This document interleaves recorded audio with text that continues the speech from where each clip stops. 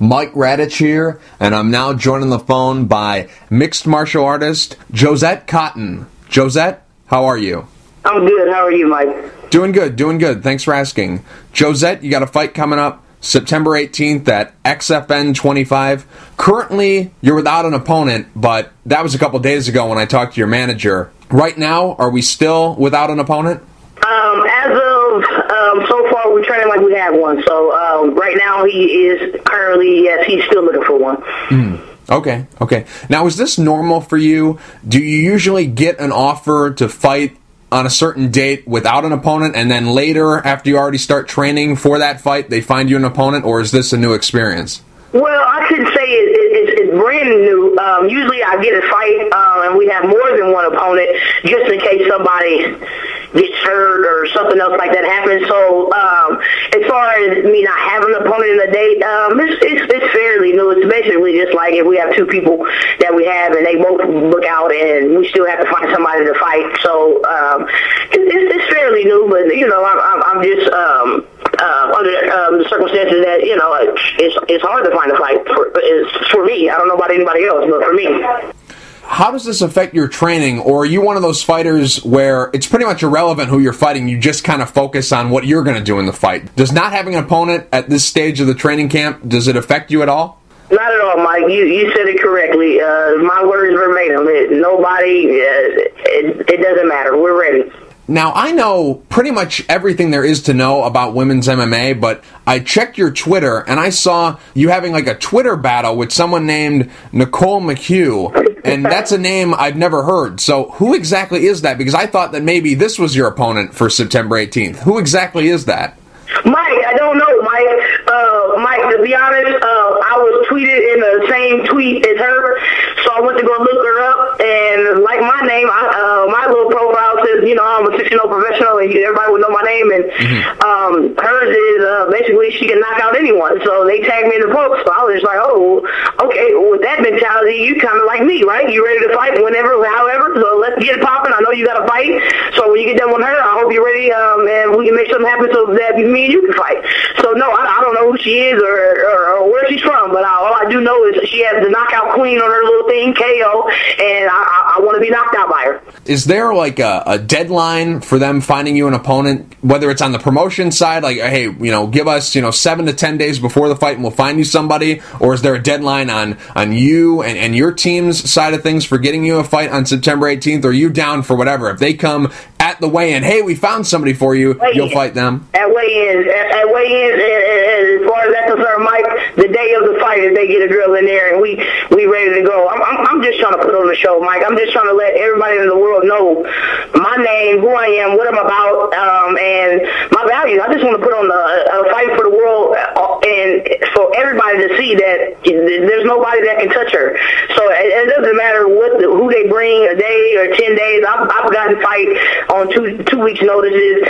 So, you know, it's like something like, you know, you want to fight that day. You know, you might have an issue with somebody that day, and you might just want to slap somebody, Mike, and that's just the way I am. It doesn't matter in this sport. I'm not beefing, or I have no issues with any fighter. So at this point in time, it's like I'm ready to do whatever, anytime, any day. Like tomorrow, I'm ready to fight somebody if they got a venue for me to make this be held, and we can make this poppin' and sell these tickets, Mike. I'm always ready for any opponent, however, whenever, and I just be grateful that I do get the women to be in the cage with me that do say, yeah, after getting so many declines, Mike, and so many, we're going to find you something, we're going to find you something, and I'm sitting on all this talent, and nobody to use it on. So at this point in time, I just take what I can get, Mike. You were supposed to have a fight a week ago, last Friday. You were supposed to fight Brittany Elkins at Prize FC 10. I'm just curious, why didn't that fight take place? Mike, so disappointed in myself. Not my team or anything like that. We worked extra hard for this fight. I was extra pumped to take Denver's title back home with me. The thing I can honestly say, Mike, is we were careless with the scales and the differential with the scales as far as the pounds. I took my scale with me that I've been using for a couple years now. You know, I don't know the actual date to get stuff calibrated, but I figured my scale was cool. I get there to Denver and do what I have to do, and even in their gym, we used the True Fit downtown, used their scale and everything. When I left True Scale Fitness Center downtown Denver, I left their scale in confidence that I was on their scale in their gym at 159, and I was confident that I could cut, you know, those 4 pounds back in my hotel before the weigh-ins. And as far as I'm concerned, I did that. And when we got there, they said that I was over 6 pounds. So I'm furious, Mike. So I'm pacing. I'm mad. I'm like, fuck the scale, fuck this, fuck that. And I was just upset because my scale told me something that somebody else's scale didn't tell me. And now I'm being the one that's unprofessional, the one that's unprepared, and the one that's not being able to put on the show, because that's all I want to do. I didn't come there to play no fucking weight game with Brittany. I didn't come to do that. I never will. Like, that wasn't what I came to do. I came to put on the show for Denver what they wanted to see. This woman said she's going to bust my head. Me doing what I do. I just came to put on the show for Denver. I didn't come to play no weight games, no blame game, no nothing.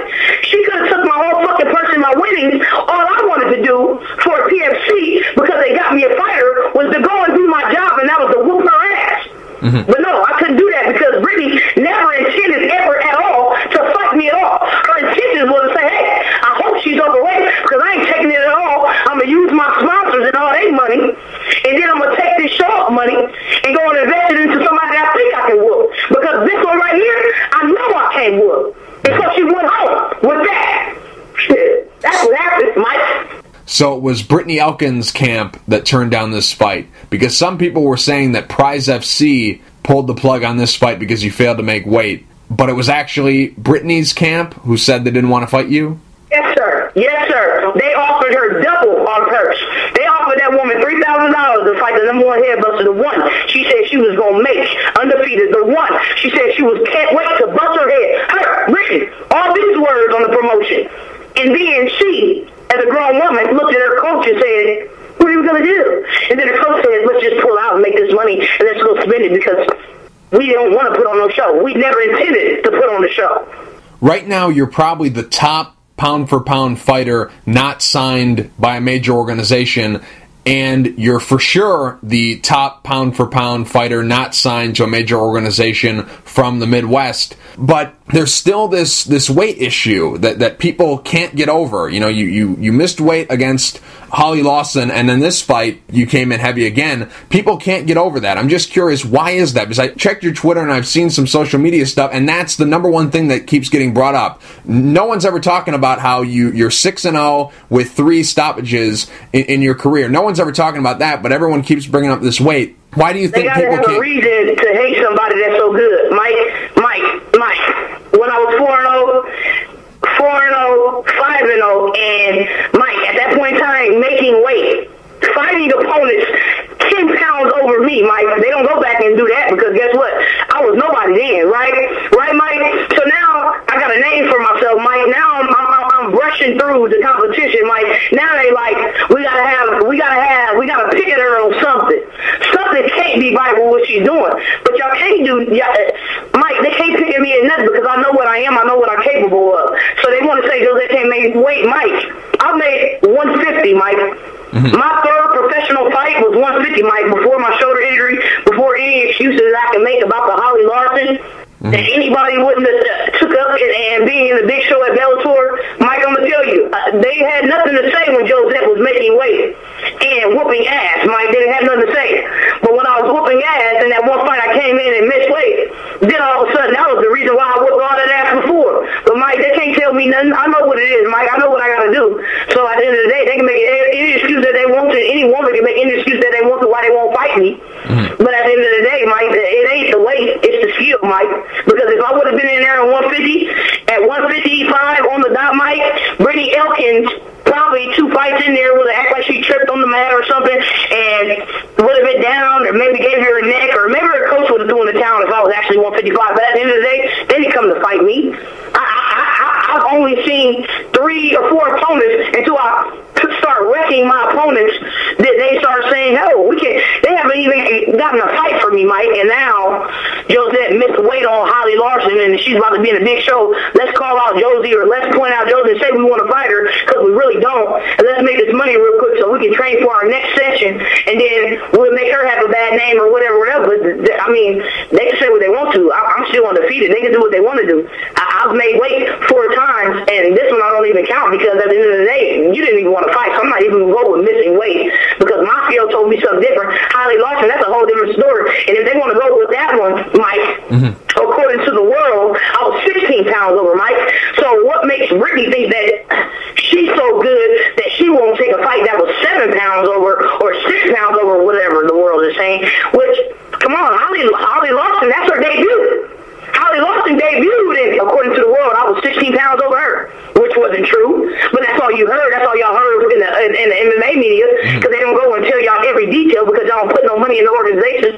They don't have to tell you exactly what's going on, when it's going on. Right. And I don't have to explain myself to people anyway either, Mike.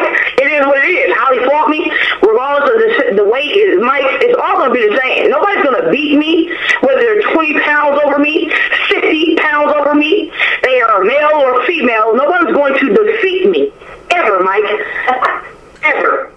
Just curious, because we've seen this numerous times where you mentioned the fight against Holly Lawson, you came in 16 pounds over, but really, how much over were you? Because we've seen it time and time again. Let's say someone's fighting at 205 or 185. They get down to, like, let's say 185 is the weight that they're supposed to hit, 190, but the weight stops coming off, and then they rehydrate because you still have to fight tomorrow because their opponent will fight them the next day regardless of what weight they are. Just curious, how close did you... What happened with us is we re-signed the contract, Mike. We re-signed our contract.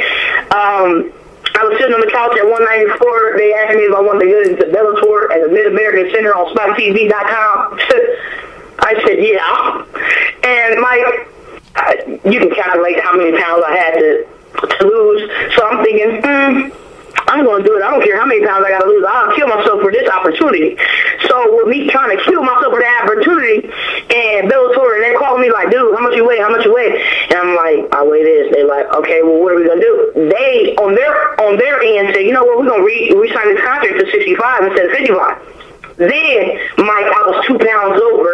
I could not get it seemed like 80, I was at a standstill. And then when I got to 670, I was at a standstill.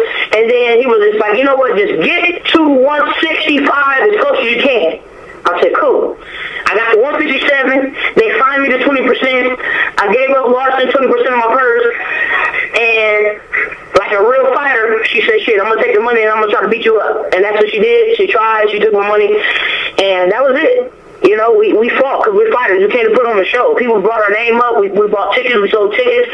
Everybody's rooting for us. We don't just not fight because something goes wrong. Like, what we came to do is fight. I understand the contract. I'm not trying to take myself out of the contract aspect of it. But what I do when I got into the sport, I wanted to fight. I wanted to fight and show everybody that I am the fighter. In no weight classes. I was not thinking weight classes when I started this sport. Okay, so when it did and stuff got technical and I got professional, and then all this stuff I won in it, I didn't have no issues because there was no issue. Then I got into an accident. I got a shoulder injury, and then I was sitting around. Weight started coming off me a little bit lesser. My gyms I wasn't going to because of I still had 6 months physical therapy still to endure and everything else like that. And then I get someone like her. Boom, they give me a phone call, hey, 3 weeks, Bellator. I'm like, oh my God. Please sign me up. And yeah, I'm going to try to get as close to the city as I could. It couldn't. And the show still went on because, you know what, at the end of the day, us as fighters, we have an obligation to do what we have to do, and that's to show the fans our skills, what we have to offer, and to see who's the better woman at the end of the night. And Brittany knew she wasn't the better woman at the end of the night, whether it was 5 pounds, 10 pounds. It didn't matter what it was. She didn't want to fight. Brittany never intended to fight me. So I don't know why she acted like she was. Holly Larson did. Holly Larson, in her mind, she was like, oh, yo, that's a stand-up fighter. I'm going to MMA. She barely goes down to the ground. I'm going to stick her face out. That's what Holly Larson thought. Regardless, and they're all taller than me, so they all figured that they was going to just stick me out with this jab, and they forgot about mine. And so at the end of the day, Mike, I just there's no excuses as far as all of that. Yeah, I came in a But at the end of the day, I would never, ever. I'm coming overweight the next time. If they redid it at 94 and they called me again and I can replay it over, Mike, I'm going to do the same thing. I'm going to say, I'm going to get to 155 at 194 in 2 fucking weeks. Hell yeah, Mike. I'm going to say I'm going to do that. Because you know what? I'm not going to pass up the opportunities that I get that don't come often. So, Mike, I'm sorry. I won't erase that. I won't redo that. I won't relive that no other way than to say, hell yeah, you better sign me up for that Bellator contract. And hell yeah, I'm going to try to get to 155 as much as I can. And if not, then I hope it's God's will that we still bang, and that's what it was. We still bang. We still did what we were supposed to do, whether they liked it or not, whether my stomach was out or not. I mean, I'm not here to impress nobody. I'm not here to be no woman's sex appeal for no men or none of that. I'm here to bust a bitch up, leave winning, and for the world to know, hey, I don't know if nobody can really touch her. I mean, I don't know. And that's my goal in life. Like, that's my only legacy, that Jozette was the best. I'm going to be the Silver Anderson of the world, women's world. I'm going to be the Silver Anderson. That's it. Jozette, the Spider Anderson, that ain't. She's Jozette, the number 1 headbuster. And that's all it's going to be. That's my legacy in the fight world. I'm going to be the Muhammad Ali, the Silver Anderson of the MMA world, and can't nobody touch me, and ain't nobody going to stop me. Period, point blank, Mike. A little while back, it was announced that you had signed with Invicta, but we haven't seen you debut for them. Do you still have a contract with them, and why haven't we seen you fight for Invicta? Yes, I'm still in a contract with Invicta. With Victor and Julie and Shannon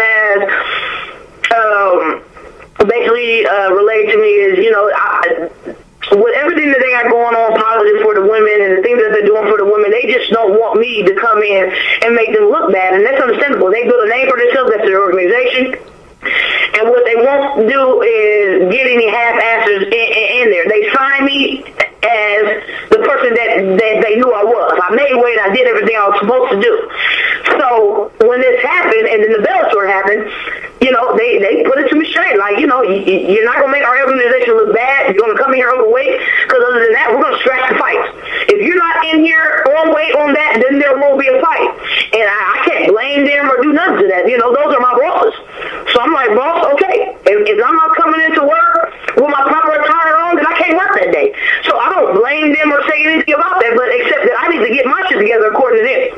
You're going to go to Bellator, that's their competitor, they allowed me to fight for them.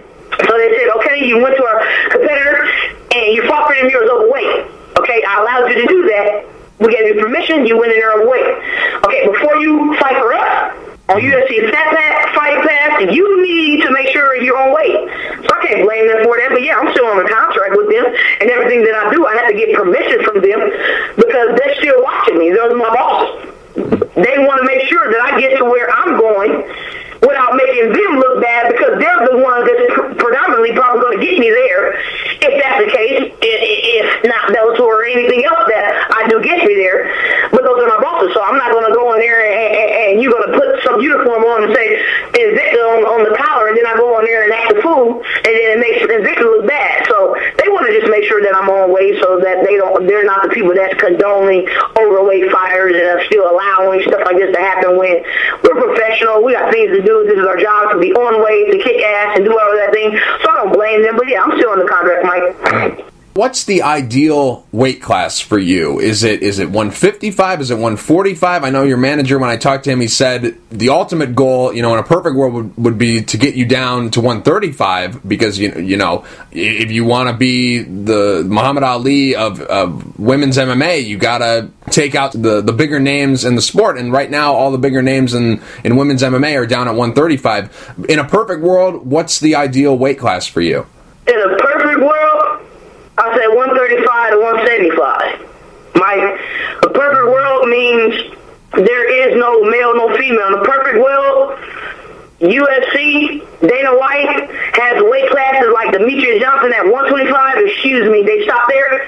But in the perfect world, they have it at our 115-year-old women, 15-pound women, to our 175 women, if that's the case, because these men is running around here with titties and stomachs and is fighting on UFC. I know you've seen Mike Hunt and the rest of these big-ass niggas up there on fucking 225, 230, and 260. They fighting. A perfect world means we have every weight class in the UFC, and I'm trying to dominate 3 to 4 weight classes.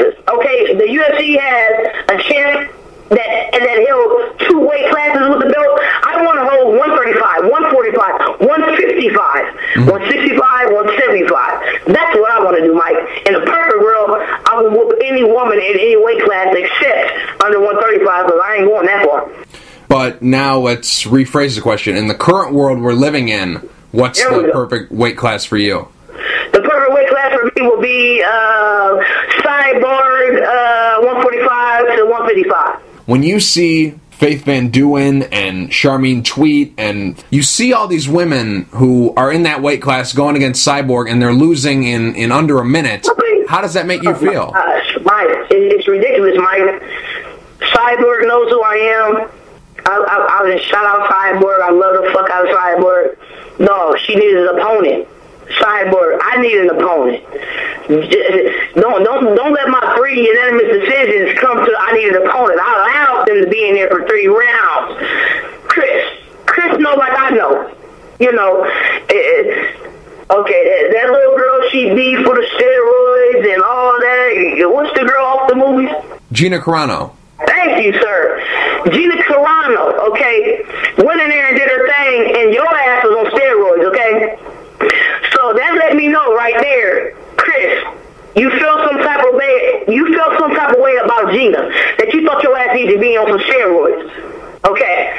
In my eyes, Gina was good, but not nowhere to where I needed to put something over my veins to whoop this woman. So with that fear in Gina, with that fear in Cyborg, with that fear in Cyborg that was the title fight in Strikeforce that she needs to juice herself up for, I know I already got Cyborg beat. Because I ain't never took no supplements, I ain't never took no nothing. I ain't never took nothing to feel strong. I'm that way anyway. I'm dominant anyway. And that woman thought that she needed to take something from whatever she was taking to whoop Gina. And I'm thinking like, damn, Gina's a piece of cake. Not a piece of cake. Excuse me. When I say piece of cake, I don't mean to say piece of cake like she's not unskilled or anything like that, because that woman was on the top of her game. Excuse me, Strikeforce champion. But if you look at that woman and think that you need to take some drugs to whoop her, then I already got you beat, because I looked at that woman and said, yeah, you skilled. You just don't, you just ain't never took a hit as hard as mine, is what I looked at Gina. And then I got Chris Cyborg in there, coming in there to cheat, to whoop on this little girly girl. I'm thinking like, damn, Chris, like what really do you have in you? Because now I'm looking at you like on some other stuff, but Chris know what it is. Chris know what it is. We can meet at 50. I can meet her at 55. I can meet her at 45. You know, Chris know what it is. I've been chatting her. Chris know what it is. Chris know who Jozette fucking Cotton is. Chris know who I am. Chris is trying to do everything in her power to be like probably everybody else. I ain't gonna put it in Chris' mind. No, Chris, I ain't gonna do that, Chris. You know, but you know who I am, Chris. If you want to make this happen, we can make this happen. We can do the 155 title, so I can get my belt, and then that won't mean nothing to you because that ain't your belt. And then I can go to 145 and whoop her for her belt, and then I'll have 2. So at the end of the day, Chris knows who I am. So I ain't worried about Chris. What do you think the chances are that you get that fight? Because right now it's up in the air what her next move will be, and if you're going to fight Cyborg, it's obviously going to be for a title. So do you think they would give you a title shot right off the bat? You know, what are the chances you get this fight? Mike, if I get this September 18th fight, I'm telling you, my bosses will not deny me other fight in Invicta. They just want to make sure I can make 155, and once I do this, Mike, they're going to be like, okay, we can make it a title. And then they're going to try to make it against that weak-ass Tweet. I'm sorry. I could have fought Tweet my third fight. Charmaine Tweet was going to make me 3-0, okay? She didn't. I didn't get my passport. I didn't get all the things that I needed to do to whoop on Tweet. So, according to Tweet, she got whooped up in a couple seconds, so she went to 55. Okay, so if anything, they're going to give me Tweet for the title. I'm going to do what Cyborg did to her, because I ain't going to play with them no more. I ain't going to do that no more, Mike. I ain't going to play that. They mad at Josie for playing with the female. I'm going to bust the hell up out of Tweet. And then, like I've been doing, Mike, Tweet knows what it is. Chris knows what it is. I'm going to be at 145, like, okay, I already beat who you beat up, Chris. We've been talking to each other and looking at each other, Chris. Chris knows what it is. Chris wants a competition. Chris wants to be like me, all dominated, but Chris don't want to go to 35. Chris had every opportunity to go to 35 to beat Ronda that she wants to beat up. So at her thing right now, she's doing all these other sports and all this other stuff, but it's a lot of people. I don't know who's scared of Chris Cyborg, but I'm not. Okay? So I need opportunity to fight her. I need that. But at the end of the day, Invicta is not going to give me any opportunity to fight in a show until locally I make a 155 somewhere, somehow. Jozette, we'll end on this. It's a little segment I like to call Really Random. That's where I ask you a random question, and you give me the real answer. Some of these questions are custom-made just for you, and some of these questions are random ones that I ask everyone I interview. So, here's the first question. Superpower you'd love to have? A superpower? Mm-hmm. I want to be like, I want to disappear. No. Invisible. Will you be invisible? Favorite movie? Favorite movie? Do we like that? Romeo Must Die. Movie you've seen the most times? Love and Basketball. In your fight against Holly Lawson in the 3rd round, what people are calling the pogo stick of doom, we saw you do. Mike, why you do me like that, Mike? Go ahead, Mike. I had to go there. Are we ever going to see this again? Mike, let me tell you something, Mike. The whole time, so you gonna feel me, Mike. When I almost hit her, Mike, I thought to myself, I said, woo! I almost fucked you up, so I started hopping. In my mind, Mike, I was like, oh, I almost fucked you up. Yeah. And I started hopping. I didn't mean to do that, Mike. My mind was like, woo! I almost fucked you up. And I started hopping like I got hyped on my own self, Mike. Don't do that, Mike. Don't do me the pogo girl, Mike. I'm sorry, I had to, because I loved it. Everyone was kind of hating on you, but I thought that was great. Because when you see a fight in the street, sometimes we see people jump up and down because they know that they're going to go in for the kill. I was like, oh, I'm going to fuck you up. Woo! Yeah. I'm going to fuck you up right there, girl. Yeah. So let me get this straight. You didn't exactly know that you were hopping forward when you were in that moment. You just thought you were hopping up and down. I thought I was hopping up and down like, girl, I almost fucked you up. Hell yeah, Mike. Favorite TV show. It can be a show currently on the air or no longer on the air. Just all-time favorite TV show. The Jamie Foxx Show. How did you get your nickname, Number One Headbuster? Number One Headbuster. We go back. I was growing up in Omaha. My cousins and stuff, they was older than me, and they had a group of girls that they called themselves the Number One Headbusters. And when I grew up, Mike, I said I'm gonna be just like them. I'm gonna be a little headbuster, and they was all older than me. So when I grew up, and we started calling ourselves something different, and we call ourselves the Number One, the 38 HVs.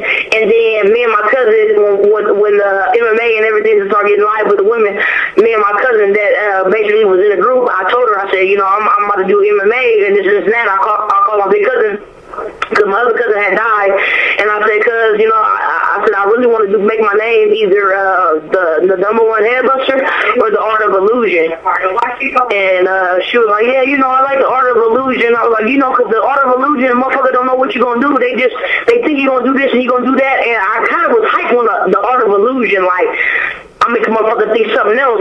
And then damn, I got the Number One Headbuster. I'm like, but damn, my cousin died. I said, I want to make, you know what I'm saying, she wanted to be in the sport too. And she was like, just go. And it was her little sister. She was like, just go with Headbuster. I said, you think I should? She said, yeah, go with Number One Headbuster. And I said, fuck it, I'm going to ride with that, because my cousin was supposed to be in here at 135 whooping on Ronda a long time ago, because they were the same weight class. So Sheeta McIntosh, rest in peace, would have been whooping on Ronda a long time ago, and she would have been the real original motherfucking Number One Headbuster. So I would have had to be the something else, probably the Art of Illusion, because she would have been a headbuster if she wouldn't have passed away. How many street fights have you been in? Mike. Are we adding them up, Mike? Mike, can we add that up? Like, literally, can I go back and add, like, how many fights I've been in, Mike? Babe, how many fights I've been in, Mike? Mike, Babe said too many to count, Mike. Too many to count. Maybe you can tell me, maybe you can't tell me, but what's your best street fight story? Woo! Babe, what's my best street fight story? We got one? Was it the smoker? Yeah. Where they try to put a gun out on the homie, I snatched the gun? Was it that one? Yeah. We're gonna go with the little homie. I'm 18 years old, my little homie's 16. And, you know, you're young and people growing up, and people got bodies and stuff. Anyway, Mike, I'm 18, my little homie 16, and some 23-year-old dude is messing with his ex-girlfriend. Mind y'all, we in high school? So they basically tell me about it, and they like, basically the dudes is gonna come up to the street and kind of like beef with my homie. That's 16.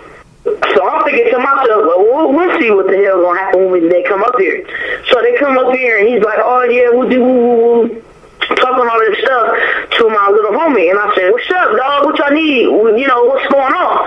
He's like, oh, we talking to him. I said, y'all talking to him, but y'all do know how old he is, right? And y'all 20, okay, 20. Nigga, y'all out of high school. What do y'all want? Y'all got my dude ex-girlfriend. Yeah, she wants to be in whatever she wants to be, but I guess I don't know what y'all doing over here. Oh, well, we just trying to make sure everything okay. We just trying to make everything okay. I mean, what y'all trying to make okay? Because this is where we stay at. Y'all came over here acting like y'all beefing with us over some little ass girl that y'all know y'all gonna get statutory rape over. So I don't get the fuck what y'all doing right now.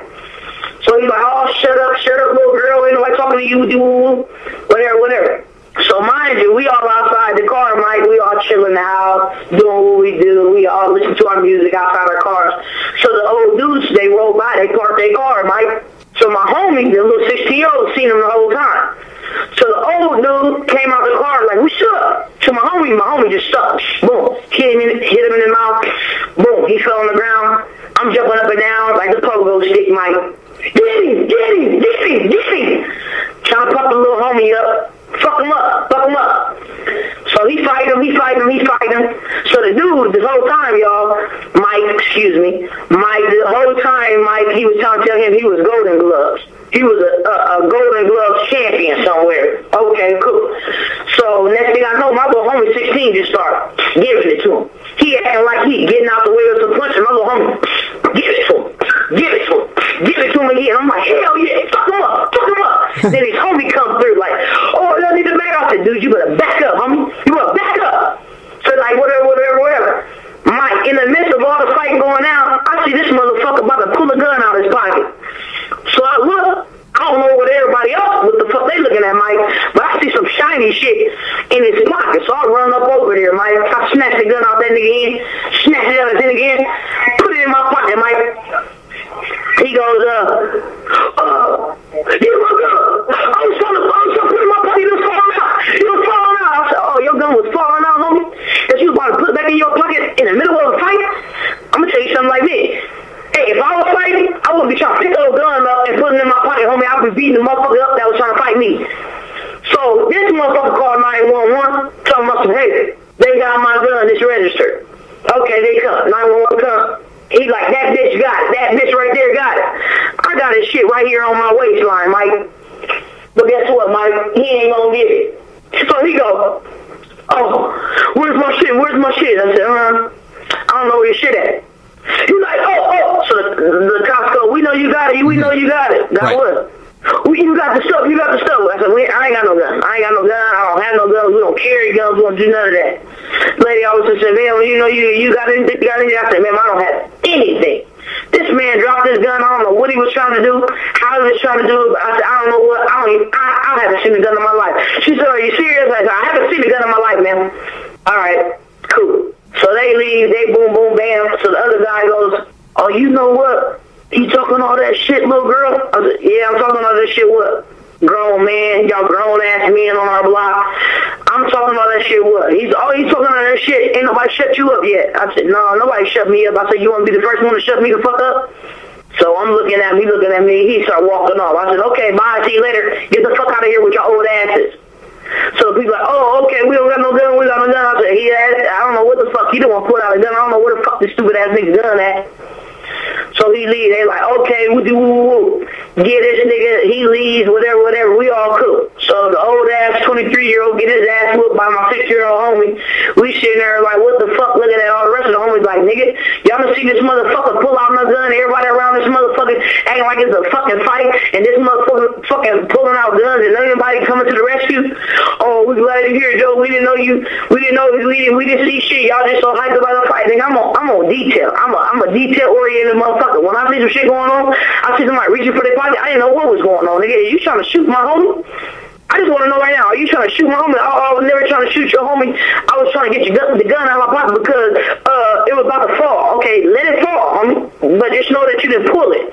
As far as we concerned, you trying to pull out your pocket and shoot a 16-year-old, and you're 23 years old, dude. You're a grown-ass person. You're like, oh, whatever. And they rolled out, and that's basically like the hooded story. I can say that actually I felt bigger than anybody that was there in the building because nobody else was that detail-oriented that what it was like. They could see the shit that was going on when it was going on. Because I was watching everything while it was going on, and everybody else was so hyped. As much as I was hyped, I was just thinking to myself, like, the one thing you ain't going to do today is shoot my homie. Mm-hmm. So, if I got to take your gun and put it on my waistline like it's mine, that's what I'm going to do.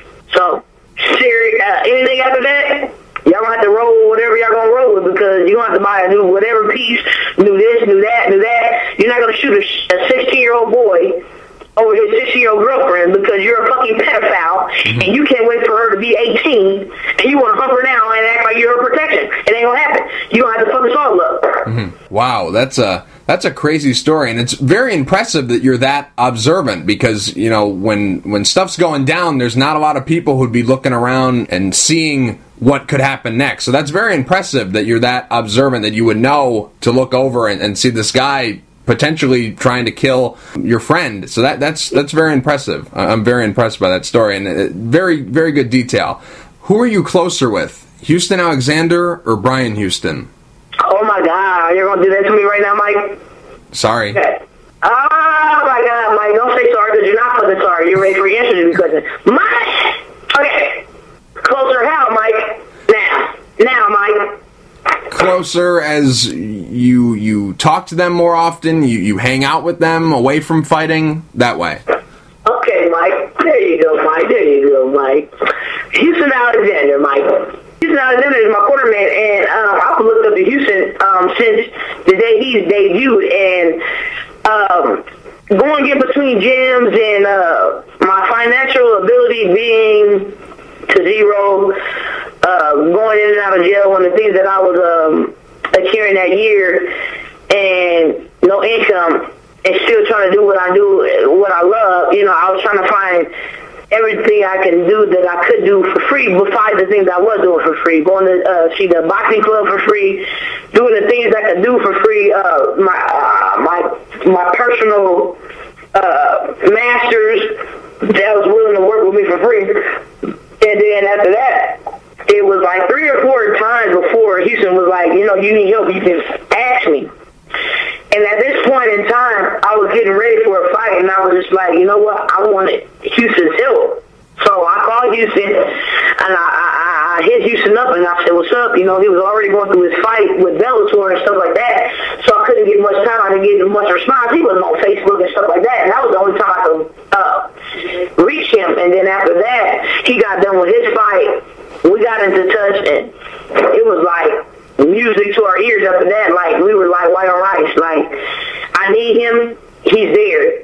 No matter what, like he is like a backbone I never had. When I had me to depend on me, I no longer have myself. I have Houston now. Like, I can call somebody and be like, what's up, you want to train? It wasn't Josie's having nobody to train with. It was like Josie would have to tell herself no, because we was down, and he was really, no matter what time, if he wasn't training, doing studio time, if he wasn't DJing, any business that Houston wasn't handling, he was ready to give all his time to me. And I can only appreciate Houston for that time because he's up where I want to be. He was in the UFC where I want to be. He can tell me how to get there and what proper things I need to do to get there. What's the best thing that ever happened to you? The best thing that ever happened to me in my life?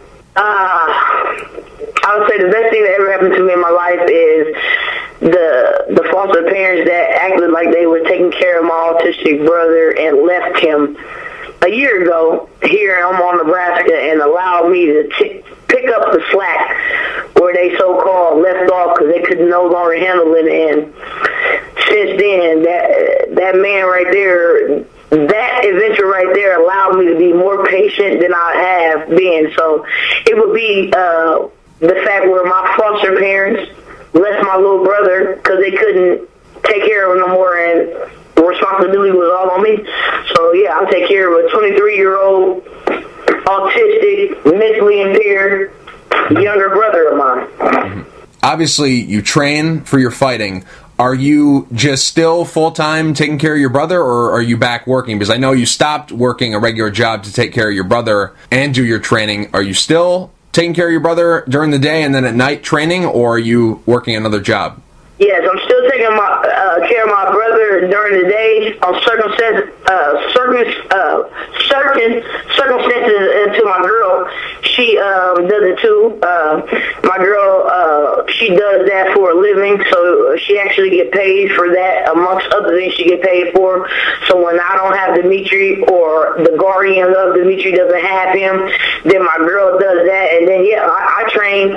We run in the morning around like 12:30 to 1. Dimitri comes with us because we go straight to the high school track, and we go run the track there.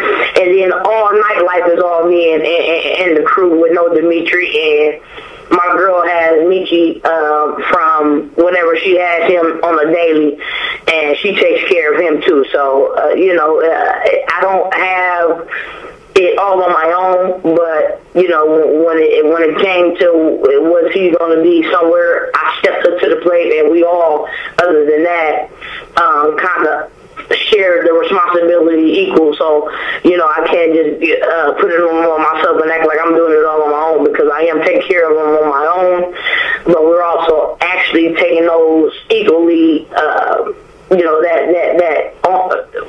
with each other. Me, my sister, and my girlfriend, we're all doing that with each other. My sister works full time. My girl just got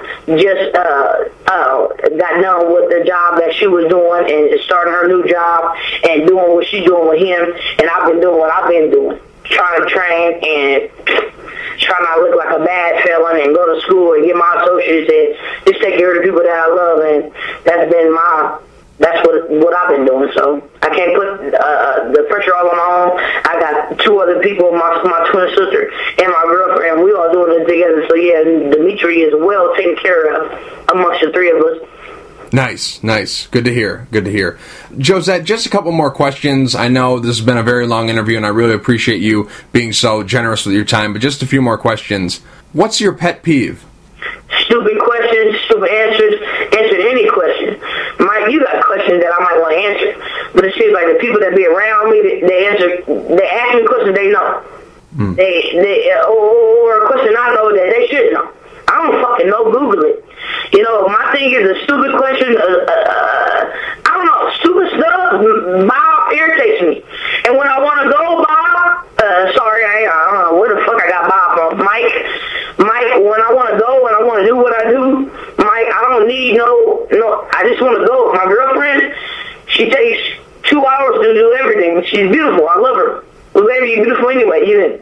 The hour that you spent in the bathroom, you could have spent in the car. So either way, when we got there to the trip, it could have been the same amount of time. But Mike, I'm so ready to go when I'm ready to go. Mike, I'm so ready to do when I'm ready to do. I hate when somebody is taking me off of my time, my time, Mike. Mm-hmm. Best advice you were ever given through life, and best advice you were ever given through fighting, and who gave it to you? The best thing I've ever given to life is to the people to always remember what my guy said, Marley Marr. So always remember that nobody's like you, though nobody thinks like you, and you got to be more understanding. The best life I get through fighting, this got to be what you want to do. This ain't no bag. This ain't no bag. This ain't no training. This ain't no man keeping it easy on you. You got to want to fight and fight. And the fight life, if this ain't what you want to do, if you ain't willing to put the sacrifice in,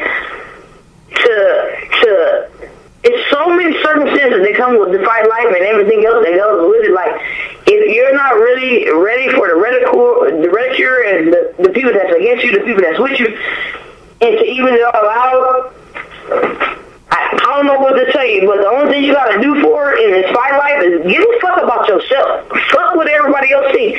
And I know, and my girlfriend always tells me, babe, don't say that. But listen to me, fighters. Don't give a fuck about what nobody else say, because guess what? You know what you are. You know why you missed weight. You know why you was late for this. You know why you was doing this. You know why you did this. Motherfuckers got silver spoons and some people don't. Some people got to work harder than other motherfuckers do. So when I'm telling you to say fuck what anybody else thinks about you and do what you know is best for you, and if you don't make it, if your resume just ain't good enough, then you're not good enough for this. And let me tell you, God always has a plan for everybody. God has a plan. So when this one goes bad and you stick to your true virtues and everything, your values and everything you believe in and the things you love, guess what? God ain't going to steer you another way, because if you're serious about what you love and you're serious about the people that's behind you, anybody else that says anything negative, that's going to happen. That's regardless. That's regardless. Helen DeGeneres, I'm just going to say Helen DeGeneres because she's one of the most people I know. I would say her name wrong too, but I might be saying her name wrong right now. They've always saying that same name. But that woman right there, I always tell people I'm going to grow up and be just like her, because guess what? She does what she wants to do. She makes people happy. She makes people smile. And Ellen is the best, dude. Ellen is the shit. DeGeneres. Ellen is the shit. She don't give a fuck about nobody, what they say. She married her wife. Her wife is beautiful. She making her money. She put people on their stars, black, white, gay, homosexual, no matter what. She doesn't give a care. Because guess what? She loves, and she keeps loving.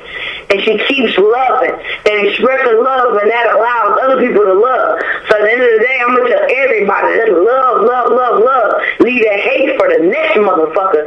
Motherfucker want to hate on you for missing weight? Fuck them. Leave that to the next skinny motherfucker. Motherfucker want to hate on you for being too happy? Leave that for the joyous motherfucker. Guess what? As long as you happy, you sad, whatever you supposed to be, whatever you in your life, do what you do. So at the end of the day, no matter what, you make sure your legacy, what you want to be known as, what you want your fans and your family to be known as, that is being spread out to the world. Because I'm going to tell you, these people will try to take you down. These people will try to say, you didn't do this. These people will try to say, oh, somebody tried to give you an autograph, and you was too tired to give an autograph, and you was acting like a stuck-up artist. It doesn't matter what people say. Somebody don't say this, but they forget we're fucking human. We all make fucking mistakes. We all do this. We all do that. But they don't look at us because we're the stars. We made it. We made it. Y'all could have made it too. But y'all put less effort. Y'all put less this, less that. They want the money that we receive. They want this.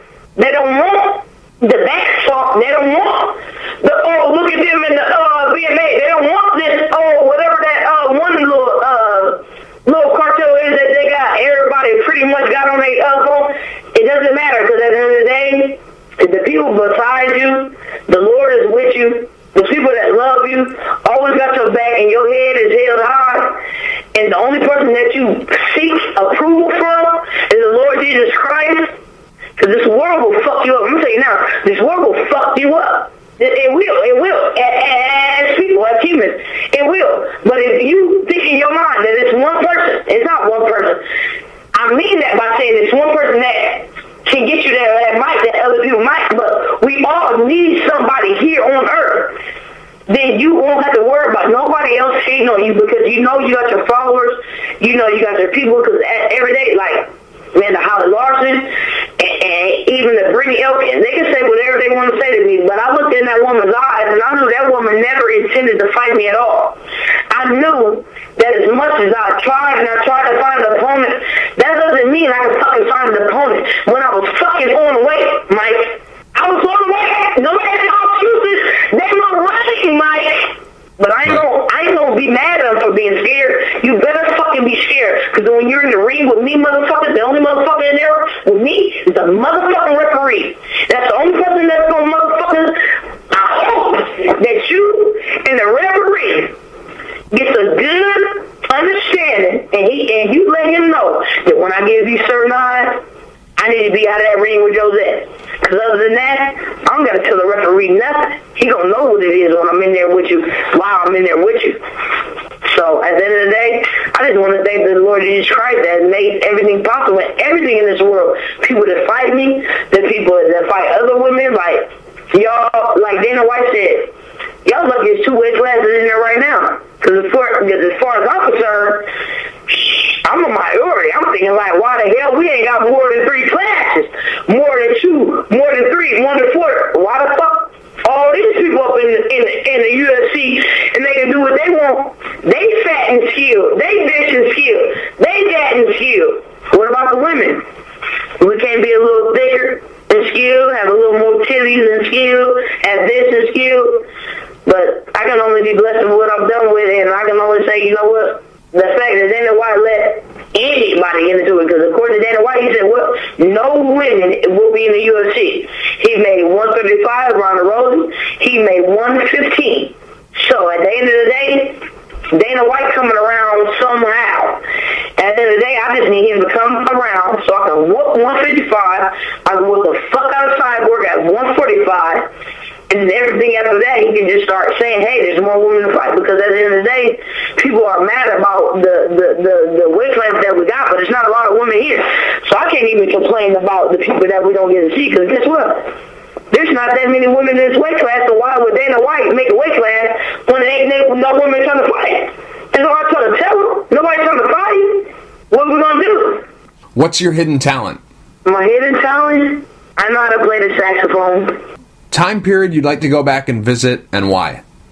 I want to say with the Spartans, because I want to be with the Spartan men. I know they had on the movie, the page on 6 packs, but I'm gonna say it like this, Mike. I would have went in there like Sparta. you know when they went with the shield, shield. We gotta protect our line. Shit. That would have been my boy controlling the whole first line.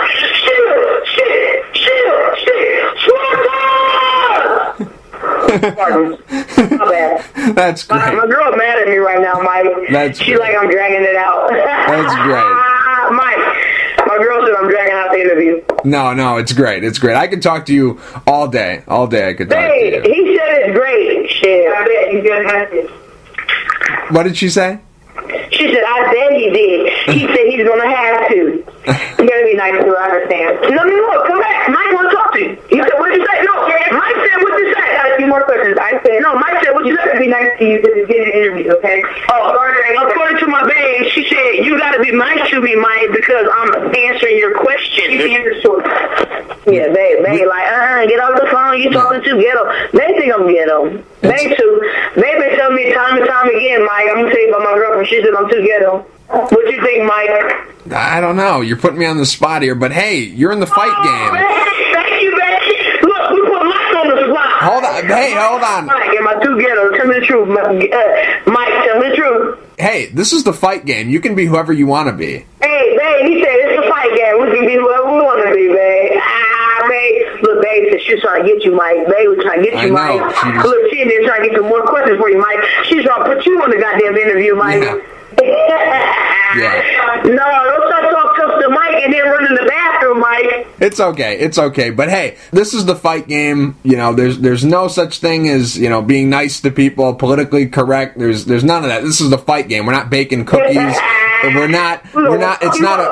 I'm gonna be like Nick Diaz. I'll slap your ass. Yeah, it's not a beauty pageant. It's none of that. It's the fight game. You can be however you want to be. If you want to say something about somebody, you're going to fight, unless, it's Brittany. But you're going to... Hey, man, you say you a fighter, Brittany.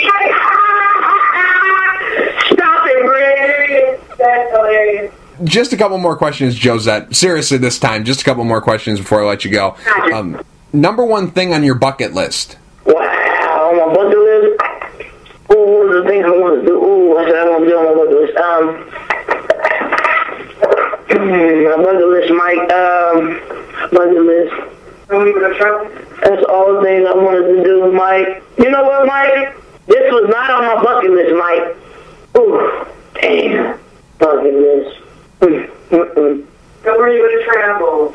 No, these are the things I want to go to. These things I can't go, but I'm so pissed right now because Canada, on my bucket list was to go to Canada and whoop the fuck out of Charmaine Tweet and her fucking place of business. But since I got a DUI and I'm a felon, Canada said they don't welcome no felons, Mike. So that was on my bucket list, but I crossed that shit off so quick. It was Canada. I would have been there and did my thing because I was supposed to beat the fuck out of Charmaine Tweet. It was like once I became a felon for a DUI, they said I can't come in their country. So on my bucket list, it would have been to Canada because I had an opponent there. And then other than that, shit, fuck them. Jozette, real quick before I let you go, do you have any sponsors you'd like to thank, and is there anything you'd like to say to the fans? Yes, sir. I want to say, first of all, to my fans, I apologize for the fight that y'all were looking forward to seeing at Brittany in Denver with Brittany Elkins. And I apologize, y'all, because I gave that bitch a way out. I did, y'all, and that's my fault. I should have gave that bitch no way out. I should have weighed in right at 55, and I should have stuck that bitch motherfucking hard in. But I'm sorry to my fans because y'all already knew. I should be 7-0 to this day talking to Mike. So I'm sorry to all my fans, to my family, and to everybody that support me.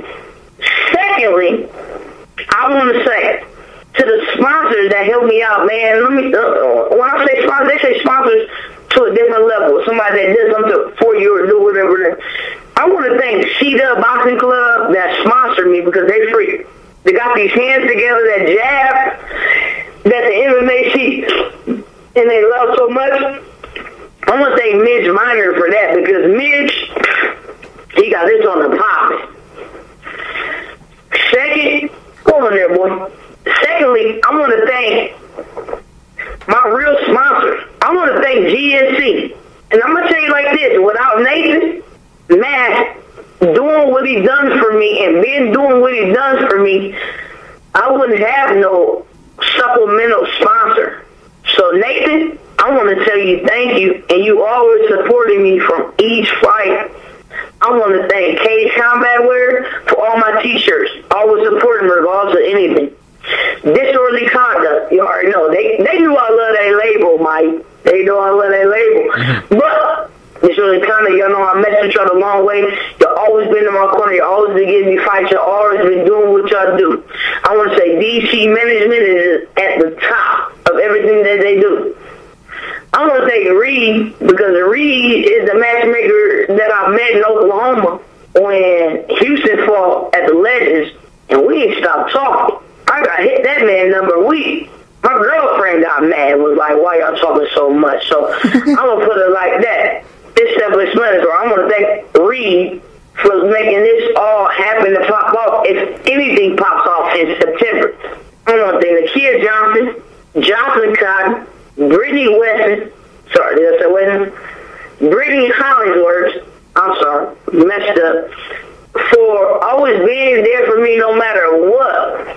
Through it all. I want to thank Omaha, Nebraska, and I want to thank all my people because without y'all, Caitlin, Mariah, Makisha, nigga, Alex Borbs, dog, like, Kayleen, everybody that's been there to all my fight and let me know, dog, like, we supporting you no matter where you go.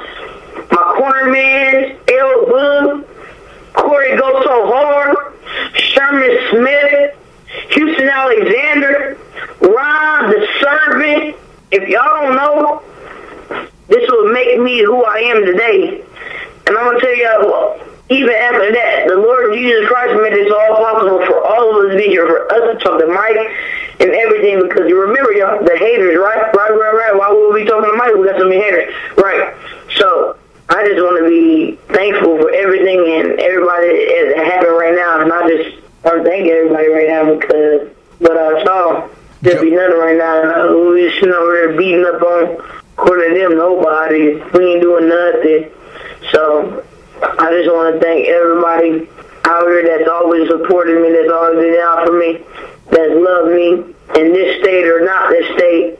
I want to take a big shout out to Dimitri Owens for always being there for me and always making sure everything was good with me. And Dimitri Owens, he's like my biggest sponsor in the world. So thank you, Mike. And that's all I got, baby. Jozette, thank you for taking the time to talk. I really appreciate it. Mike, I thank you, because without you, guess what, Mike? I have more haters than you.